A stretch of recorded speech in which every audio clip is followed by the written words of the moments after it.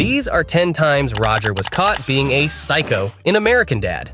In the episode, Love the American Dad Style. Stan had a crush and almost used that crush to crush the person he had a crush on. Roger danced through the dining room only to be met with one of the horrors of living with my siblings. Meeting an empty plate where you left a meal you've been hoping to eat all day. Or that very important piece of cake you left in the fridge. You worthless piece of Yeah, right about now he's wishing he had munched that potato bread when he had the chance. Roger, who is still very much in disbelief that his bread was munched away. Roger overhears Haley singing in the shower. He literally crawled through the air vents just to get to who was singing. This guy literally had 3 cameras placed in Haley's bathroom. I would say he's been beating the alien churro, but whatever he has down there is still yet to be identified. Impressed, he invites her to perform at his bar, where her singing quickly becomes popular. Stan and Francine go to check out a new Hummer COK Jeep, and Francine made a joke about adding another C before the K to make it. CK. And this blockhead Stan did not get the joke. Stan is trying to sell his SUV in exchange for a new car, but he is frustrated by a car dealer who offers only $10,000. Stan takes matters into his own hands and attempts to sell the car by himself, but repeatedly fails. He gets frustrated again when another buyer tells him $15K is way too much for that slacking SUV, and he gets into a fierce battle with a floater, and by the grace of God, he loses to a damn floater. That's weak, man. At the other end, as Haley's performances gain traction, Roger starts developing romantic feelings for Haley. Roger can feel, oh my God. Despite his efforts to shake off these emotions, he becomes increasingly obsessed. First, he replaced her. He then fired her from singing, and when she asked for an explanation, I said beat it! And just in case you think he's being weak and vulnerable, just wait till the end of this episode. But before that, let's finish up the failed attempt to sell his car. In a last-ditch effort, he stages an over-the-top show featuring a bathing beauty and a lion to draw attention to the car. Things quickly spiral out of control when the lion nearly attacks the girl. Both the girl and the lion end up in Stan's SUV, which then rolls into a power pole, bursts into flames, and as chaos erupts, Stan quietly sneaks back into the house, avoiding the aftermath of his disastrous stunt. Roger confesses his feelings to Haley, but she turns him down without hesitation. Feeling utterly defeated, he resorts to extreme measures. I will call it Roger measures. Steve, I freaked out! Because that's what it is. Believing that such drastic action would erase his emotions. However, it doesn't work. He gets desperate and kidnaps her, tied her to a bed like he was about to go full BDSM on her, but in truth, he was planning to skin her. Jeff makes an unexpected entrance, and Haley seizes the opportunity and happily tells Roger that her love for Jeff is strong and mutual, something Roger will never have from her. He's crushed again, and this time he pivots his attention to Jeff and skinned him like the psycho he is, and even at that, he still got turned down. Hey Jeff, good news! There is a word called petty. This word describes Roger's psycho behavior perfectly in the episode, Great Space Roaster. Everybody came back home and found the house looking like my everyday bedroom. Stan jumps into action mode, but apparently it's Roger's birthday. And instead of going to the bowling alley like the family had planned, Roger decides he wants to be roasted. Meanwhile, at work… Who threw that? Okay, that part's not really important, but it's funny. Stan finds out that the CIA is broken, and because of that, they're being sponsored by this weird corporation. Sanders and his family have been chosen and will be sent into space for a year to test the new corporation's growth on a space station. They want to make the moon look like an 80s hippie with a badass afro. Later, the family throws Roger's birthday party, and the order of the day was to roast and laugh at Roger as per his request. I repeat, he was the one who requested that they should roast him. Everything was going fine at first, with a grin from cheek to cheek. But when Roger takes off his glasses, things take a turn. The roast gets to him, and Roger, clearly hurt by what they said, decides to change his life.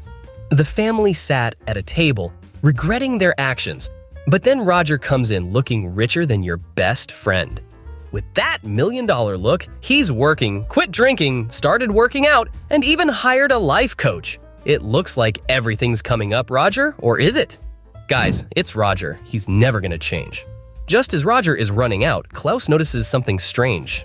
The family's rated channel is no longer scrambled. The whole family rushed to the living room, and just as everyone was feasting their eyes on the family-friendly scene, the dining room explodes, and there is another reason why you should be wary of that bee.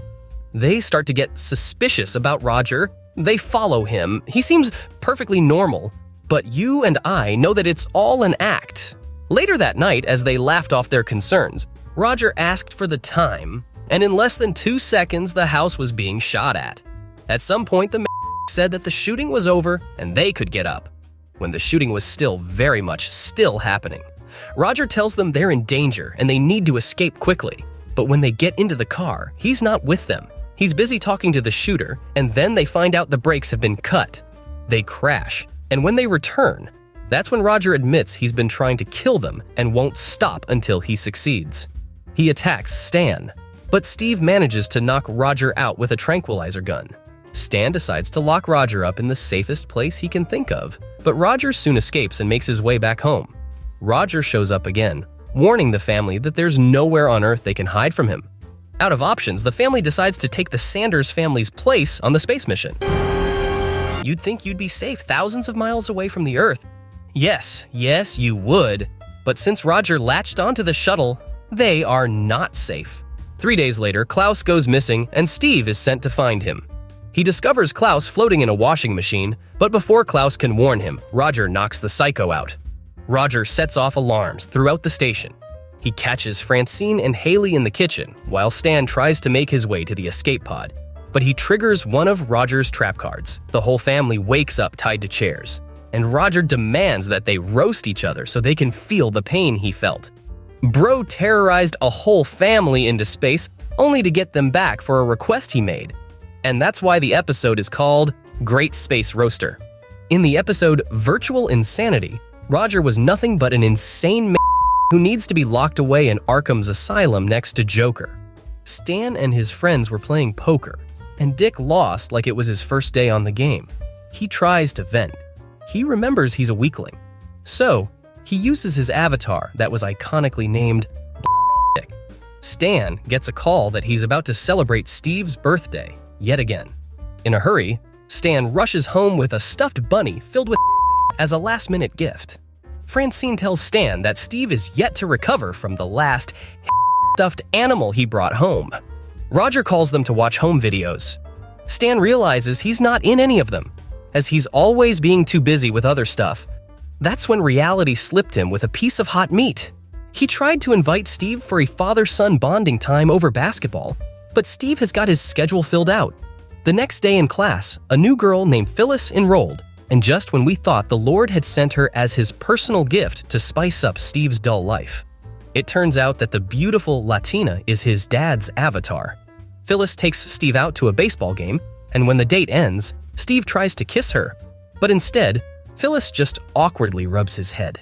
Steve takes this as a sign that Phyllis just wants to be friends, so he shifts his attention to Chelsea, who seems more into him.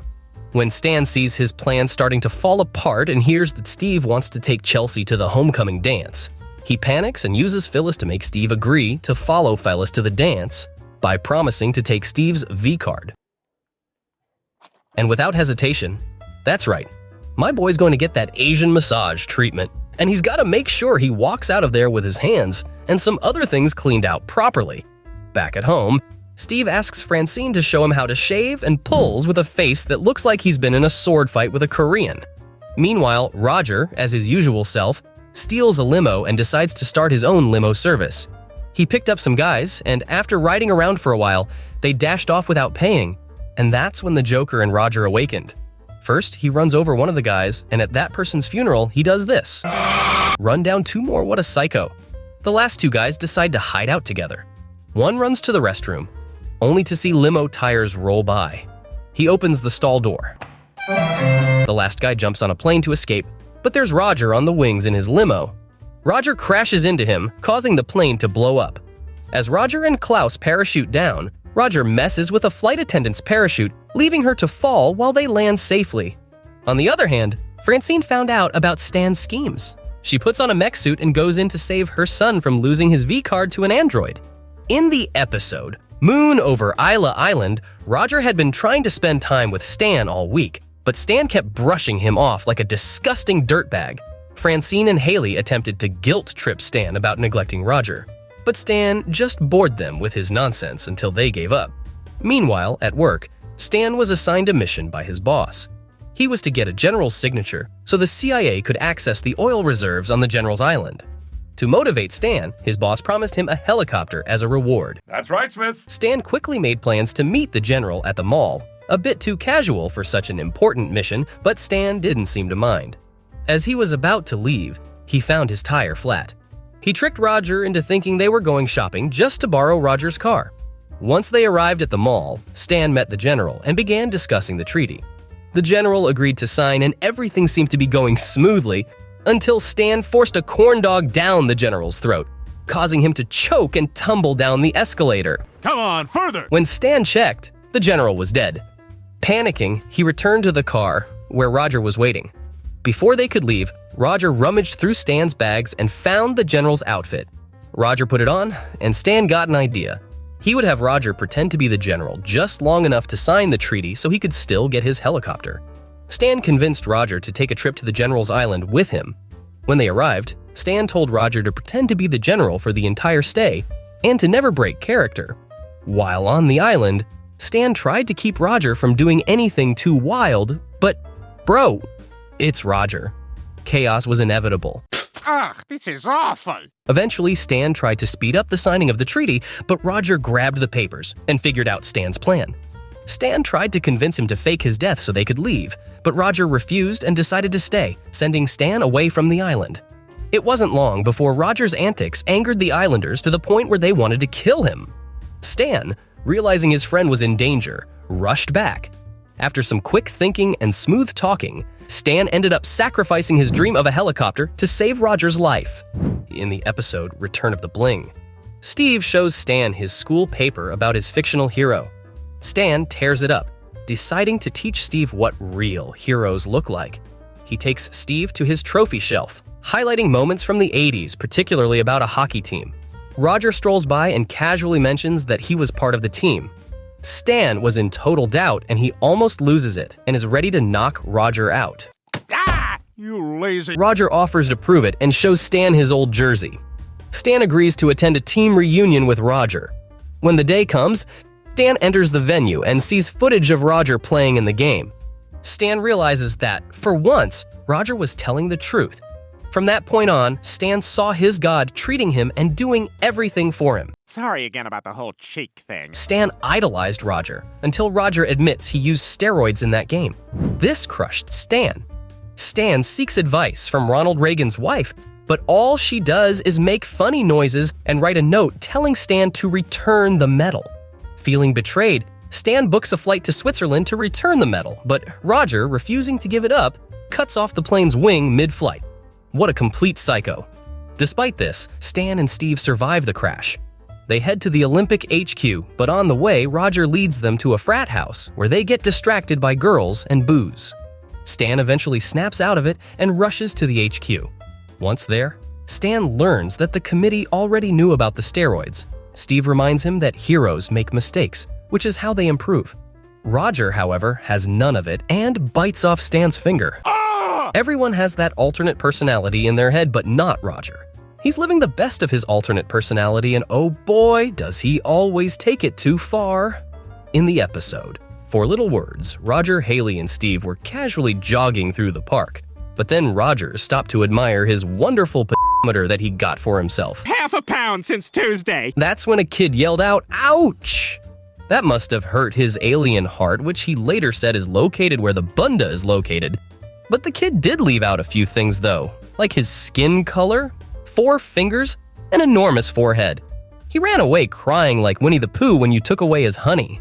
When he gets home, Roger smashes his mirror right on the floor to show him just how much of a mutated ogre he looks like.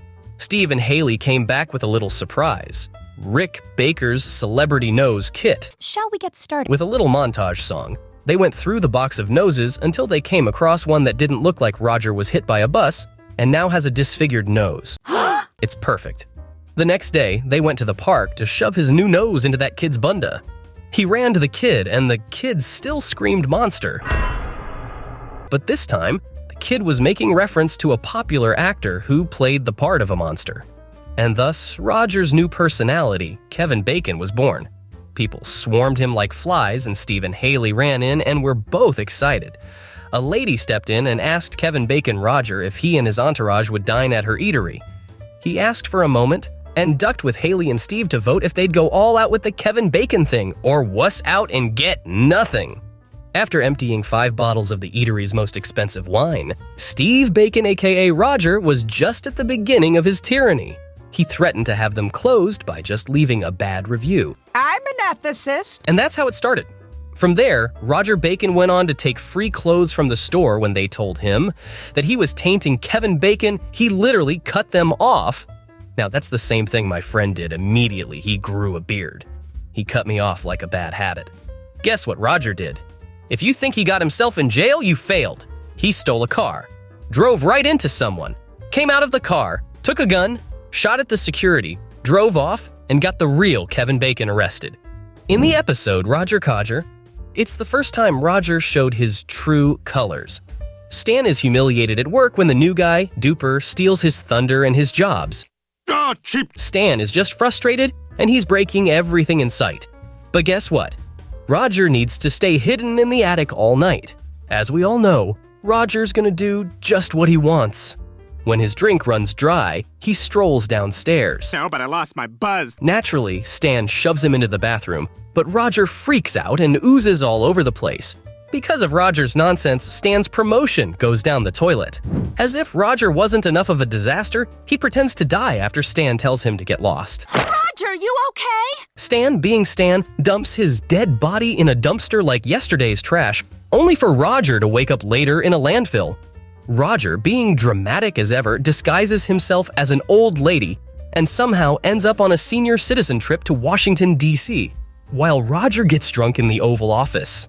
Stan realizes the CIA is after him and decides to kill Roger before they can. But, as always, Roger survives, this time with the help of his new bigoted friend Gertie, whom Stan eventually frames as the alien. The CIA buys it because they're apparently as stupid as Stan, and Roger's back to being his obnoxious self. Let me play you a few scenes from this episode. Persona Assistant, so you get the gist.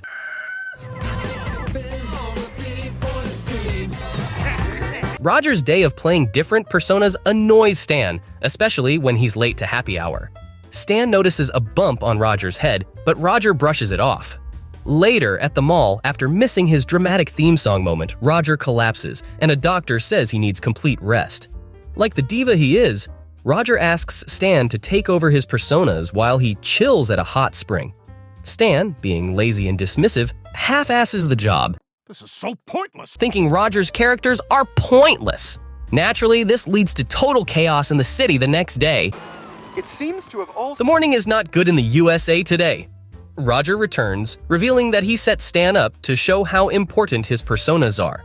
But Stan, having gone full power mad in Roger's worst persona, Ricky Spanish, takes over the whole town.